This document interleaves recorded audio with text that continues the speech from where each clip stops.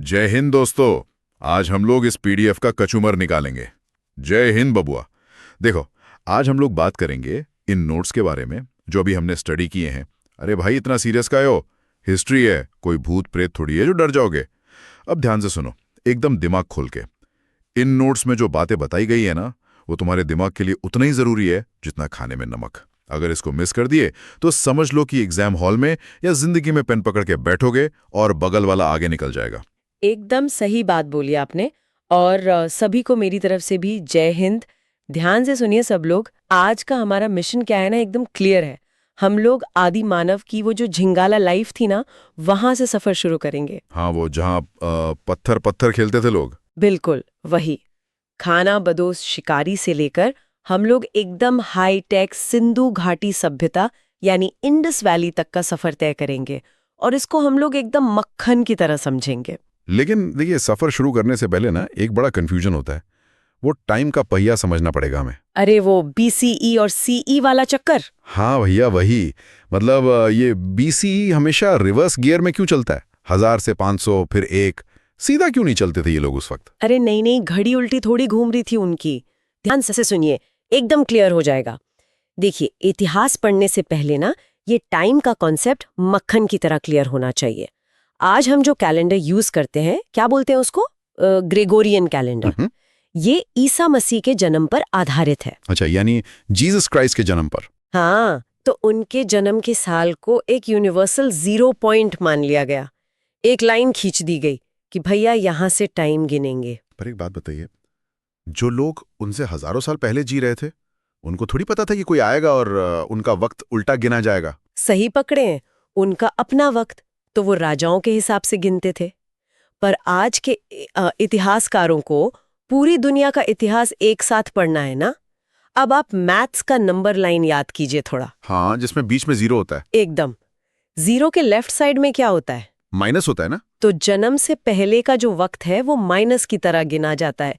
इसलिए रिवर्स लगता है, क्योंकि हम 0 की तरफ आ रहे हैं। अच्छा, तो वो रिवर्स में जी नहीं रहते, हम पीछे से 0 की तरफ आ रहे हैं, इसलिए गिनती उल्टी लगती है। बिल्कुल। और जन्म के बाद वाला सीई यानी ईस्वी, वो 0 के राइट साइड में है, यानी प्लस। तो वो सीधा चलता है।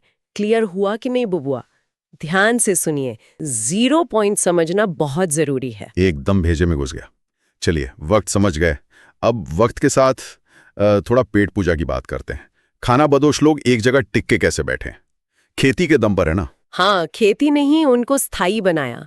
जब फसल उगाओगे तो उसकी रखवाली के लिए वहीं रुकना पड़ेगा ना। आप घूमने तो निकल नहीं जाओगे छोड़ के। वही तो। लेकिन किसानों के सबूत मिले कहाँ से? पहले हम लोग किताबों में पढ़ते थे कि मेहरगढ़ में सबसे पहले खेती हुई।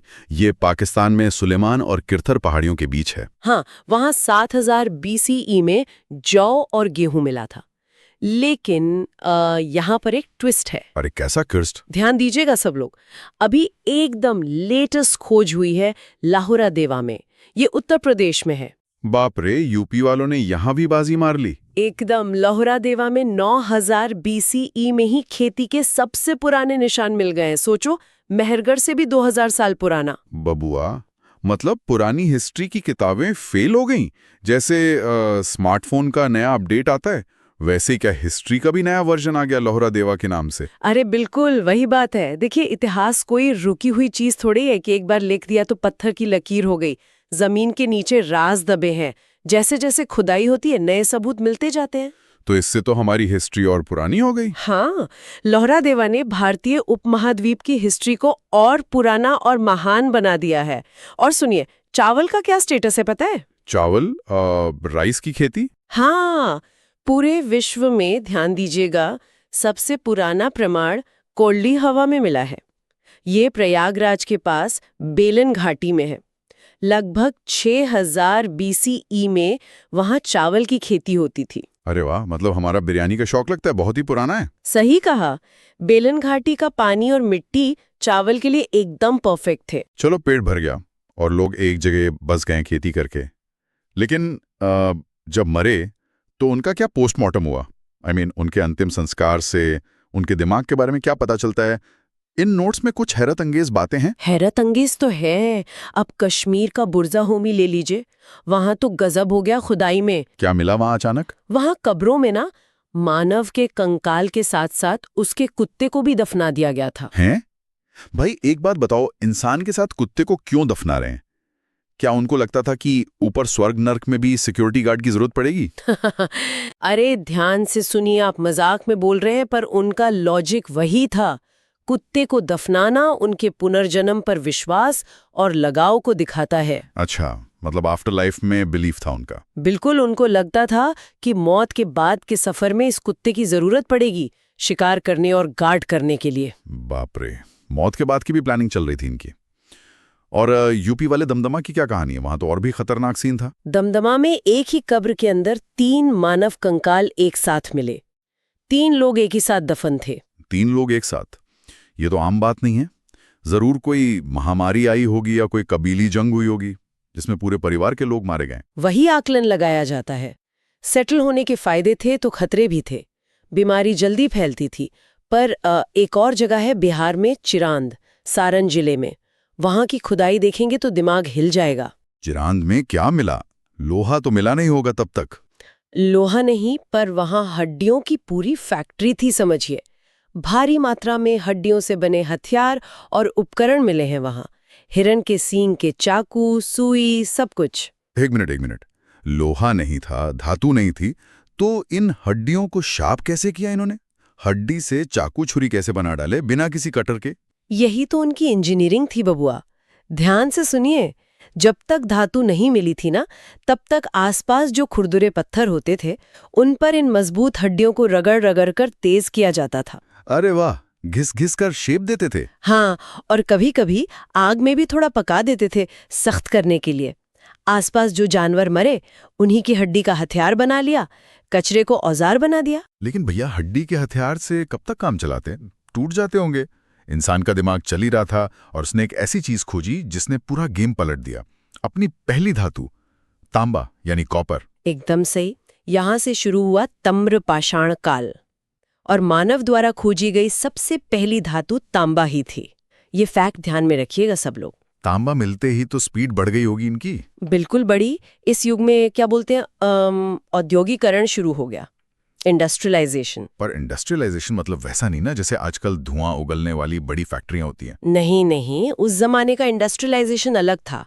लोहार, बढ़ई, सुनार जैसे जो विशेष कारीगर थे ना, उनका एक जगह एक गांव में आके बसना, वही उनका इंडस्ट्रियलाइजेशन था। अरे वाह, मतलब ये उस जमाने का एमएसएमई या स्टार्टअप हब था जहां सारे मिस्त्री और इंजीनियर्स एक ही सोसाइटी में फ्लैट लेके बैठ गए थे एक साथ। बिल्कुल सही पकड़ें। देखिए हुआ क्या था, जब खेती अच्छी होने लगी ना, तो सबको खेत में लगने की जरूरत नहीं थी। हाँ, अनाज सरप्लस हो गया होगा। हाँ, तो कुछ लोग फ्री हुए और उन्होंने नई स्किल सीखी।